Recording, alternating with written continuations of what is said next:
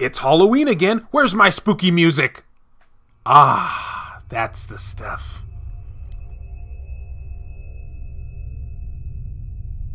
Greetings, fellow Vita fans. This is James with PS Vita at 2 a.m. coming at you once again with another exciting video. And if you're new here and love everything PlayStation Vita, don't forget to subscribe. We've reached that spooky time of the month. And just like we've been doing for every year during the spooky time of the month, we're going to be featuring some very scary games that you can play this Halloween. I'm calling it PS Vita at 2 a.m. Halloween Spectacular. That doesn't really strike much fear in the hearts of others now, does it? And be sure to let me know what spooky games you play every Halloween, or, just throughout the year. Tell me down in the comment section. And if you've missed any of my previously spooky Halloween videos, I will have them linked in the description below, as well as featured in this video as the video progresses. Well, anyway, here's the first game. A Rose in the Twilight. Yeah. Are you scared yet? Because you should be. Oh, come on, be scared. This is a Halloween video. Well, anyway, about this game. A girl awakens in a castle void of color and time, affixed with the curse of thorns upon her back. After meeting a sleeping giant, the two work together to escape, help them unravel the mystery of the thorns and the history behind the somber castle. In A Rose in the Twilight, use Rose's power to absorb blood and transfer it to static objects. Ew, that's gotta be illegal in some states. By doing so, colorless objects become red and regain the essence of time. You will also need to make use of the giant's super strength by lifting and throwing objects to clear your path. And that sounds diabolical. Every stage is a puzzle waiting to be pieced together. The further you get, the harder it becomes. But the greater the risk, the bigger the reward. Discover how to solve each stage as you delve deeper into the story's grim origins. Color in time. Without color in time, the player cannot progress, but with Rose's power, you can take advantage of both these key elements. Blood memories. Splatters of blood are waiting to be found all throughout the castle, and each one contains a gruesome death. And I gotta say it that way because death is bad. Visual storytelling. Collect blood memories to unlock the past by watching a series of plays pieced together by each victim's death. Live, die, repeat. Utilize both Rose's and the giant's powers to solve each stage. But if death happens to cut your journey short, be careful not to make the same mistake twice. So this game, it's pretty spooky and terrifying and has even sort of a somewhat gothic theme to it. And it's up to you to unveil why you're in the castle in the first place. A perfect game for Halloween, if you ask me.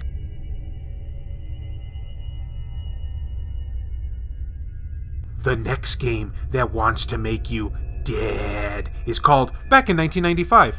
I guess it's not very spooky of a title, but this is what you need to know about this game that doesn't have a very spooky title. A throwback to the survival horror and mystery games of the original PlayStation. Back in 1995, see, the title makes sense now, doesn't it? Carefully recreates everything from the forgotten era of games. A throwback to the survival horror and mystery games of the original PlayStation back in 1995 recreates everything from this all but forgotten era of games. Be transported to a world both concrete and distinct, where you must uncover the mystery surrounding the disappearance of your daughter, the catastrophe that shook the city, and why you've decided to finally return. Back in 1995 was created as a labor of love by indie developer Takai Shisho as a means to replicate the unique feeling he had from his first gaming experience with the PlayStation and the Sega Saturn.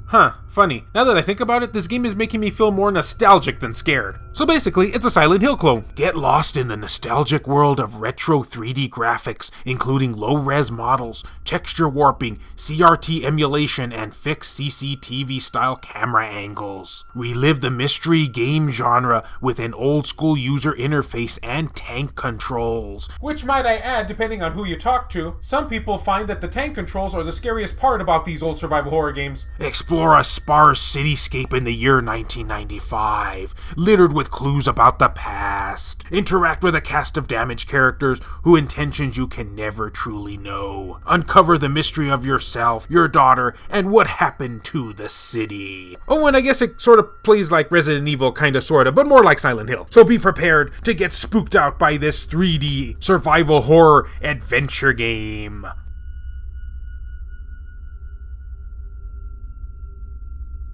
Now, for all of you horror fans who are looking for something a little bit different, NG Spirit Hunter is just exactly what the doctor ordered. The evil doctor, whose intentions you may never know. Actually, I just made that up. There's no doctor. NG Spirit Hunter. Face the nightmares you thought were merely urban legends. Use your wits and trusty flashlight to search for clues to your sister's disappearance. Team up with shady characters to uncover a dark mystery, making deadly decisions just to survive. The choices you make determine your fate and affect the lives of everyone around you. This chilling companion story to the award-winning Spirit Hunter Deathmark game, which I have covered in numerous previous videos, brings terror home as a fearful spirit invades local streets and parks, even your own home. Experience frightful sounds and stunning environments illustrated by artist Fumiya Sumio.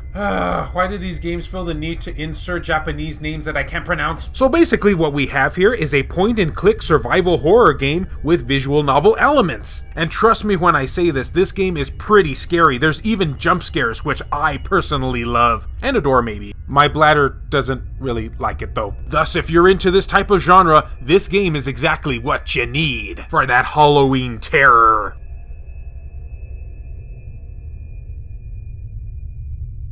Okay, we've chosen a lot of games that you may or may not have known about. Now let's choose one that's blatantly obvious. Silent Hill Book of Memories. A game that is scary, but for all the wrong reasons. Book of Memories is an all-new game in the Silent Hill series with a unique premise and storyline. The story begins with a strange book that is received. Inside that book is your entire life story to this point. Everything that's ever happened to you, along with all of your memories. You discover that by altering the book and what's written on there, you can actually change the past. You can write your own ideal history. Book of Memories is a departure for the series, much to the chagrin of many of us Silent Hill fans, with a focus on co-op multiplayer gameplay. Oh, that's not going to make the game less scary. Players can work together as they explore several different other worlds, solving puzzles and defeating creatures to advance through the nightmares and uncover the truth behind the Book of Memories. Scare rooms, limited resources, and dark atmospheres all return, but in a gameplay package specifically designed to take advantage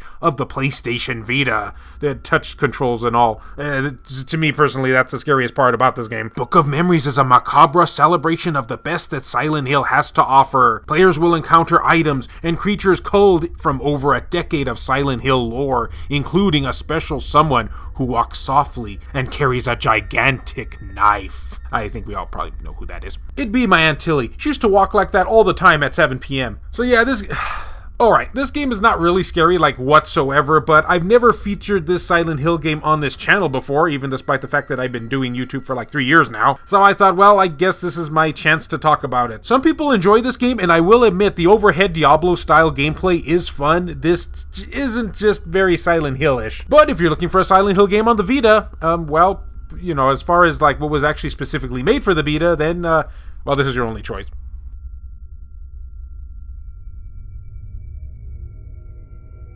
And we, well, talk about ending on an anticlimactic note. These were the PS Vita games that had a kind of spooky Halloween theme-ish to them that I chose for this year of 2020. And let me know some suggestions that you play during the month of Halloween. What spooky games are your favorites? Tell me down in the comment section below. And as always, fellow Vita fans, thank you so much for taking the time out of your day to watch this video. It really means a lot to me. Love you all, and I'll see you next time.